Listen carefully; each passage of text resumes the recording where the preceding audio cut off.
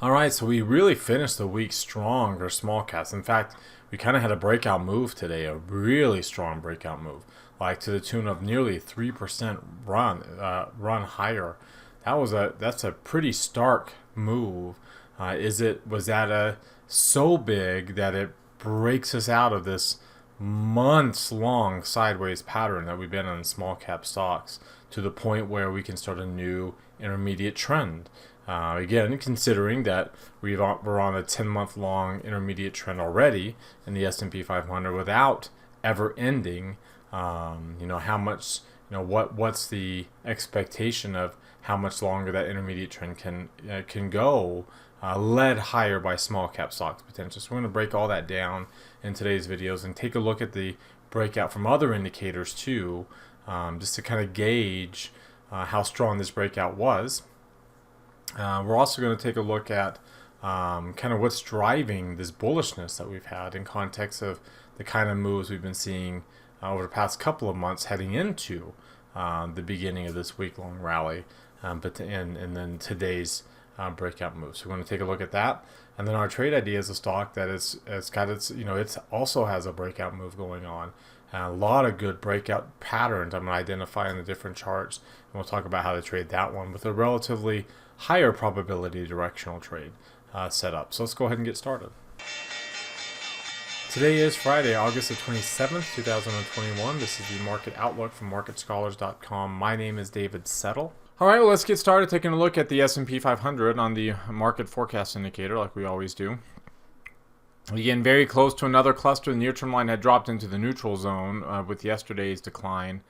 Interestingly enough, today's move, which got a new all-time high, didn't get the near-term line even above the 50th percentile, much less back into bullish territory, which kind of shows how significant that is. A momentum line, since we had a pretty, decent size range yesterday and the above-average range today, and we closed at the low of the range yesterday and the high of the range today, that's what brings the momentum line up from what was an extreme low below the 5th percentile. That's pretty significant. To get that, that extreme of a low point, we don't, you got one here during that pullback. You didn't quite get them over there. You got one there at the end of that pullback. And so, getting below the 5th percentile, of course, usually when you get these intermediate lines coming out of bullish territory, it's usually preceded by a drop by the momentum line down to extreme lows. That's why that red dotted line's there, and then the drop by the blue line into the oversold territory. Of course, we didn't get that blue line into oversold territory. We did over here. We didn't quite there. We did over here, but not the momentum line down. And then this time, also really close, but not quite getting both those instances there. Here you got the momentum line down, but not the near-term line. And then, of course, the same thing here. So and you can see not even there. If you look at the NASDAQ 100, which again has had two intermediate pullbacks that the S&P has not had, you can see at one point getting down, over 7% below, about 7.5% below the 30-day moving average there, and then over here at its low point getting 5% below the 30-day moving average. So those are pretty obvious and significant intermediate declines that, again, we have not seen the S&P 500 have. You can see that, the move that preceded that, was a momentum line, getting into extreme territory and eventually brought the near-term line down there. And then, of course, this one, too, momentum line getting to extreme territory, the near-term line getting to oversold levels, and that preceded this particular intermediate pullback. So, of course, nothing's a guarantee, but it was, and not all extreme lows of the momentum line lead to an intermediate pullback. But when you do see one, it is something to pay attention to.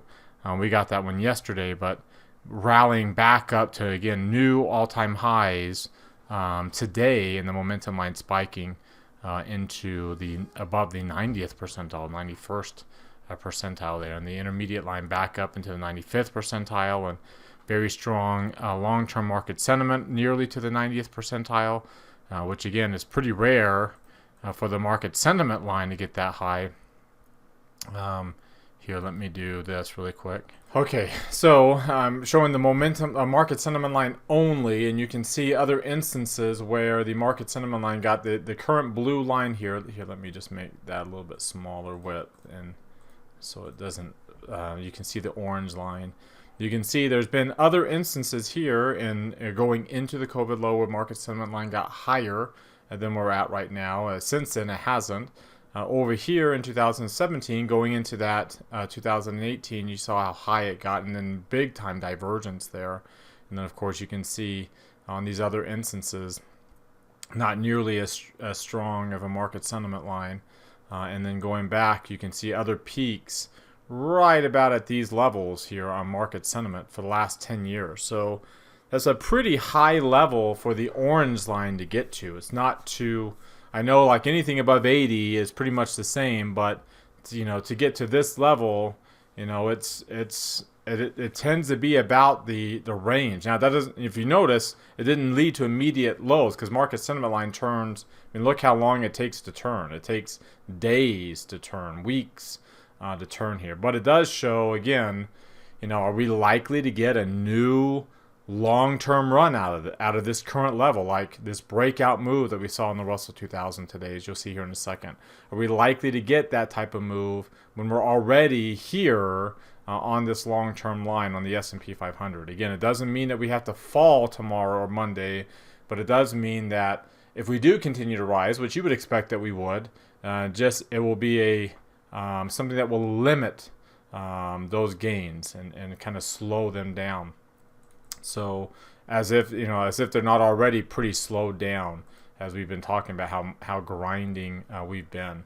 If you take a look at the Russell 2000, almost getting above 80 today. So real significant. In fact, at one point in time we were just a little bit above 80. We came off the highs at the very end of the day. But I mean, we are right there. We are easily into the up to bullish territory.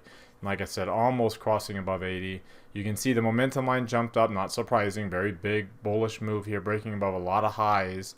And then you see the momentum line and then the near-term line. Market sentiment still flattened in neutral territory. But we can, you know, this is, you know, a bigger bullish move above the moving average that we've seen for a long time. In fact, over here, when we were flirting on June 8th, and then all the way over here to June 24th, when we were kind of flirting with kind of breaking out there of this sideways action that was only a couple months old at the time. You know, the intermediate line got up there. The market sentiment line was still in a neutral zone. The near-term line was up high, and we thought, oh, okay, this is looking good. We got to 4% above, and we couldn't quite get going. And then, of course, over here, we were, what, 5.25% above the moving average. And that, you know, that's what set the high point. So being 3% is good, and we haven't, you know, it's been a while since we've been that far above the moving average, but it doesn't by itself mean that we are set. As you can see, we've had some false moves over here. See this? You see over here, we got a breakout above a bunch of highs too. And it's like I said, June 8th, as you'll see, there's a lot of indicators that look like we were really going to get going, and then we stopped. Right, and then we, you know, started that, you know, kind of a bigger move down towards the 23% retracement level again. If we take a look at the weekly candles for these indicators, so let's pull up the weekly candle here. There you can see that that bullish line, intermediate line, had just barely last week gotten out of the bullish territory, dropped to 59.36. So I mean, like, again, it's like by the hair of its head it was below if you were falling down there, getting right back up above it with a strong momentum line on the weekly chart into really extreme highs. So an opportunity there for a little bit of a bounce up. If you take a look at the S&P 500, which has been maintaining a strong move, you can see another overbought cluster with market sentiment again this week. So, you know, we continue to get clusters, 1, 2, 3, 4, 5, 6, 7 clusters on this current run that we've been on since really the May, when we crossed into bullish territory here. and crossed up above the 30-week moving average at that point. We've been consistently about 8% or higher above the moving average this entire time. So that's a lot of clusters, and you can see, like, that doesn't guarantee that we're going to fall, but you can see what happens when you cluster. You get a bunch of clusters all right next to each other. You know, we kind of went into March of this year. Remember, at that point, the NASDAQ has had 2 intermediate pullbacks since then, and the Russell's been on one since that cluster of clusters, and now we're getting another cluster of clusters here on the S&P 500 going into on the weekly chart. Let's take a look at the weekly crossover on this chart, and you can see again still about 8% between the 10 and 40-day moving average. Very solid and steady gap here. The two lines are pretty much moving at the same pace. That's why the gap is steady. The candle here is still relatively small. So you see how the candles have been gradually getting smaller and smaller. These are the Hakinyashi candles. So, you know, it's not the most bullish, but it's also not necessarily bearish either. And you can see the Russell 2000 has been on bullish convergence mode, and its candles have also been getting progressively less bullish when it has been positive, and then increasingly bearish when it has been negative. So you can see we're still back to a kind of a neutral candle here this week, and back to a green arrow. Lots of red arrows, lots of green arrows, as we've been on this bullish convergence here. It's, you know, when you get these, these levels of when you really get a turnover, you start to get a lot of red and green arrows, boom, boom, boom, right next to each other. This is going into 15 and 16. You know, if I were to go out a little bit further. So you can see other pinks. You can see the arrows that come in quite a bit. So, you know, we're kind of getting a bunch of them right next to each other here. Something to keep an eye on. Let's take a look at the 3 green arrow chart for the S&P 500. Whoops, excuse me. Before we look at this one, let's look at all 4 of them. So it'd be right here. You can see 3 green arrows across the board on all the charts. Green lines. I guess the Dow doesn't quite have the 3 green arrows yet, because you don't see that. The green shading in the background signifies 3 green arrows. So you can see dark green line, green shading on all of these. So a good sign. Rising, you can see the MACD histogram has the dark green bar. This one's still negative, so you don't have the green arrow, but at least it's not a red bar. And then of course a dark green bar. So that's, you know, that's about as positive a sign from a bullish standpoint that you can have on that particular chart. If you take a look at the at the 2 line versions, you can see we're still in bullish convergence mode. We're not breaking out with new momentum to a new high. The histogram is still very, very small. You can see when you get these good bullish trending moves, you get a good histogram, right? And we're not hardly there right now. If you look at IWM, we're getting a little bit more of a bullish histogram that we've seen, and the MACD is higher. The nice thing about the Russell today is that was a big jump above the 50-day moving average and above volume resistance, which is this level. So it's a very strong move, like I said, above all these highs as well. A very strong move on IWM. But one thing that stands out about that move on IWM here is the strength of that move. I mean, look at here. This was a normal move on SPY. Nothing really standing out. No big move on the gap there.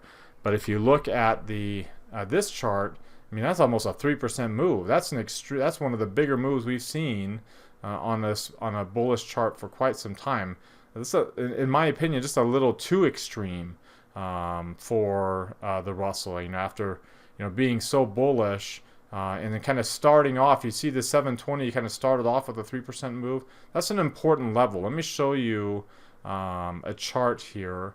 If you look at Bitcoin, and again, if you look at Bitcoin as a reflection of, not as a cryptocurrency, but as a reflection of speculation, a reflection of risk appetite in its riskiest form, in speculative form, you can see we basically have been pretty bullish since 720, right? So you remember, futures contracts are dated a little bit differently than regulars, but since 720, we've been rising. We've been on a pretty good bullish move. But if you also notice, if you look at this chart here, that since the last few weeks we've been in bullish convergence mode. The stochastics is down, the MACD is moving down. They were still above the 8-day moving average, but we haven't broken the 17, but we are in bullish convergence mode as we head up towards some important Fibonacci retracement zones that we're not breaking through, right? Breaking through those levels would be, a sign that we are now moving higher. So we're heading into resistance with bullish convergence, and at a pretty high round number at 50K. So you think, oh well, we've really kind of been in a bullish risk appetite move already, and you've seen that as well on the Russell 2000. So you notice that 720 was a day for the Russell that started the risk appetite move with a 3% plus rally. And now, is this the beginnings of a rally? Because again, we've already been on one. Is this the beginnings of one, or could it be more towards the ending of one that we haven't really realized? So that's something that really stands out. You can see some of these other charts were above 60 and above 100 on the S&P 500, but you notice we're not quite above 60 yet on the Russell, and we just barely touched above 100 there on that. If you look at the directional movement index, SPY is not in a directional move still not. It's got to be above 30 and below 20 to get on both these lines to get either a bullish or a bearish directional move. Neither there. And then you can see on IWM we are above 30 but on the positive index, but still not below 20 on the negative. So the ADX is still actually falling. So not really a directional move there either. And if you look at the trend cloud, which is still very strongly bullish or the trend quality, for the S&P, if you notice, we're not even to a weak trend yet, despite the breakout on this. So it's a great move today. It got us into the middle of the range that we've been in, but still not. And it did break above the 50-day moving average. It did break above. I know, at least it got close to breaking above the upper band. It got to the 93rd percentile, but it did break above the point of control. But you notice it didn't break above the upper band, which is what you like to see when you're starting a trending move, is breaking above the upper band. You see over here. It also didn't break above the Keltner channel, which is also a sign of a trending move, and you can see that over here. And the bands are still there. You go. Did not break above the Keltner channel either, and the bands are still inside. So we still don't quite have that breakout move yet that we actually did start to see over here again in that June 8th time frame. See, that looked like we were really close. June 8th. We did break out above the upper band, really close at least. We did break above the upper Keltner channel. We did have a green dot. The Bollinger Bands were breaking out of the Keltner channels. If you look at the RSI and CCI on June the 8th, over here, we did break above 60. We were above positive 100, even though we didn't quite get above 200. If you look at the directional movement index on June 8th, we did break above 30 barely. We did break below 20. If you look at the trend quality indicator for IWM on June 8th, over here, we were above 50 and almost above 65. We were above 1, almost above 2. So there was a lot more, on this day that we were breaking through all these highs. There was a lot more breakout patterns on that day that we're not seeing here yet. So it's great to get above the 50-day moving average. And we did fail the 200-day break, and that's a good sign, when you get a fake out. But still not one necessarily that we want to kind of put all of our eggs in that basket. Alright, before we look at some other charts, I invite you to subscribe to our YouTube channel. Mouse over this icon here in the bottom right corner of your screen. Hit the red subscribe button that pops out. There's also one down below the video if you're watching us on YouTube. That notifies you when our videos are posted. Also, while you're down there, hit that thumbs up icon. That tells us that you liked the videos today and you want us to do another one again on Monday. Follow or comment down there on anything that stood out to you from the videos today.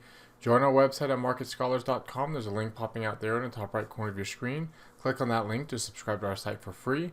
Follow me on Twitter for more content in between the videos from day to day. There's my handle there at DavidSettle42. And join our Market Outlook Facebook group that we've created. All right, if you're watching on our blog, click over here for the Market Outlook live video. This is where I review all the trades I've done in previous Market Outlook videos. to see whether we should stay in them or get out of them. I also put on today's trade idea before the market closes. So check that out there. All of our upcoming trading rooms over here on the right. Come down here, click on this heart. It opens up a new tab. Hit that like button there. Also click on this thumbs up icon. Opens up another new tab. Hit that like button there as well. Again, that helps us get our content out to more of our followers, people that are following our accounts because of how their algorithms work. It also benefits you because Twitter and Facebook promote content in your timelines from the accounts you engage with the most. We try to make it really easy for you to engage with us here. All right, let's take a look at what's drove price action here this week, for that matter. And you can see here's the weekly chart, and here's how everything performed. You can see it was basically commodities, small cap stocks, emerging markets all really rallied really significantly over the past week, and that's not surprising considering going into this week. Or in fact, really, if you go back to this Friday on the 20th. It's even more for IWM, and you can see QQQ. I mean, it was this is a risk on. Bonds were down off their lows, but bonds are down, and the dollar was down, and commodities are up for almost 5%, but they had actually a down day that Friday of 2%. So they actually, they've really had a really good return over this past week. But if you go into how assets performed going into that week, and really since the beginning of July, when things really started to take a turn, you can see emerging markets, small cap stocks, commodities are all the biggest losers. And so now if I say, okay, well, even with Friday's breakout move on small cap stocks, if you go all the way to the end of this week, then you can say, okay, that's a nice good rally, but you notice they're still negative, right? This move is still basically just a move off of lows, and our risk off moves are still the outperformers since that peak, since the beginning of July, when things started to take a turn south for small caps and other risk asset class. Which right now risk asset classes are pretty much limited to these three, right? The commodities, emerging markets, and small cap stocks, as the Qs right now are considered a safety asset class right now.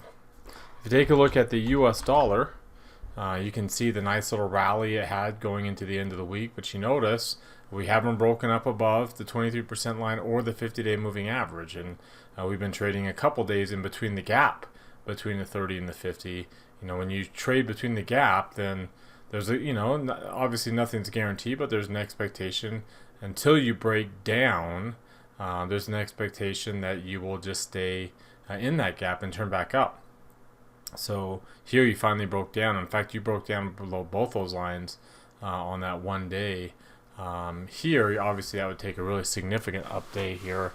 But we're not breaking above the 30 and the 50. As bullish as it looks like we are. Remember, we were bullish over here too on the MACD and the stochastics, only to roll back over because, again, we were trading in the gap and we hit Fibonacci resistance. Well, we're hitting Fibonacci resistance again. If you take a look at commodities, which has been that other risk asset class, you can see their nice little bounce that they had, getting back up above the 50-day moving average and the 30 after flirting with its 23% retracement level, just like small cap stocks had done. There it is, right at that 23% retracement level. Remember, IWM was also trading right at that 23% retracement level and breaking up above, as we already have talked about. The 10-year note, which is another kind of risk asset class, we would expect that it would be breaking out to the upside. And you notice, in fact, let's take a look at TLT, which is long-term bonds. You notice that long-term bonds here, which had been below the 200-day moving average, we've been in a death cross environment since the late part of 2020. Since we peaked over here, we got below the 50-day moving average. We traded in the gap between the 50 and the 200. The 30 crossed below. We've been trading in this gap. We finally crossed below the 200. Got a death cross there. and then started to work our way down. Well, we've since have turned bullish here, and we've gotten above the 200-day moving average, and now we have a golden cross and a little bit of a retracement down to the 50, and bouncing back up above the 8, 17, and 30-day moving averages after testing the 50 again, with still a golden cross chart, and so and still up above 38% retracement and potentially making a run towards 157. So even this doesn't look like it's a full risk on move for TLT. You can also see what gold has been doing. It's been pretty sideways, but the rally we had on Friday brought gold up above a bunch of lines, right? The gold was trading right around the 30 and 50-day moving averages, but in one day you climbed above all of them, right? And now the 8 and the 17 are crossing above the 30 and the 50, and you're above the 200-day moving average. It's a pretty significant jump higher for gold. Again, would be that's not necessarily considered a risk-off move when gold moves higher. So there's a lot of aspects of risk on, but it's not necessarily showing up. There's the risk off trades, the safety trades aren't necessarily breaking down in conjunction with this risk on move that we basically have seen primarily in the small cap index. Let's take a look at the sector rotation here really quick. So give me 1 second to pull that up. Let's come over here. And again, let's just take a look at this week. In fact, let's go back to let's go back to the 20th, which would include that Friday, and see how things have performed, including that 1 day up that we had. And you can see the big winner has been energy stocks. Energy stocks, the one big outlier to the upside. Financials also outpacing. These two sectors have been more correlated with small caps because they are the smallest sector weighted areas of the S&P 500. You also have discretionary stocks in here. You have communication services, materials. You can see the big outliers to the downside are all your safe haven areas: real estate, utilities, staples, healthcare. Again, let's go into how things have been going from that July 1st peak and risk appetite. So starting on the 2nd, going into where we're at right now. And you can see that utilities and healthcare were the big winners, and real estate was the big winner, and staples, these were all the big winners, and they've lagged. And look at what your big loser was, and it's rallied. So now, let's go through August the 30th all the way up until now, and you'll notice again that's that these safe haven areas are still the top performing asset classes. Financials have rallied a little bit to join the party up there, and technology is still up there as it's considered a safe haven right now. But look at that big long run. That huge gain in energy stocks has brought it up to that point. So just remember that when you have these big moves when you're below the moving average as far as you are, you will get big moves to the upside. That's when you'll get your biggest moves. For the most part, obviously you'll get big moves when you're above moving averages too. But for the most part, you get your biggest moves here when you are below. So if I were looking at XLE here, and you can see, on this day it was August the 23rd. There's August the 23rd. I mean, there's a big 3% move, and look how far below the moving average we were. And then over here on 721, I'm just going to try to line it up as best I can. 721 is right there. So again, this big upward move here, more than 3%, was that day. So I guess it needs to be lined up more like this. Was that day right there. Here's another 3% rally. That 3% rally came after we were below the moving average. This one was above.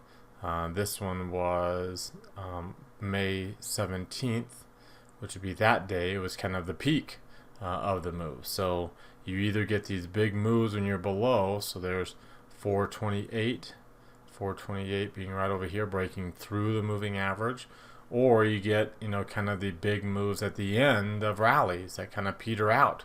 And so with that in mind, if you look at like IWM, we had a big move and we were below the moving average pretty significantly, 720. So let's bring this up here. IWM, so here's 720 right there. So you get the big move to kind of start this little rally coming off of a low well below the moving averages.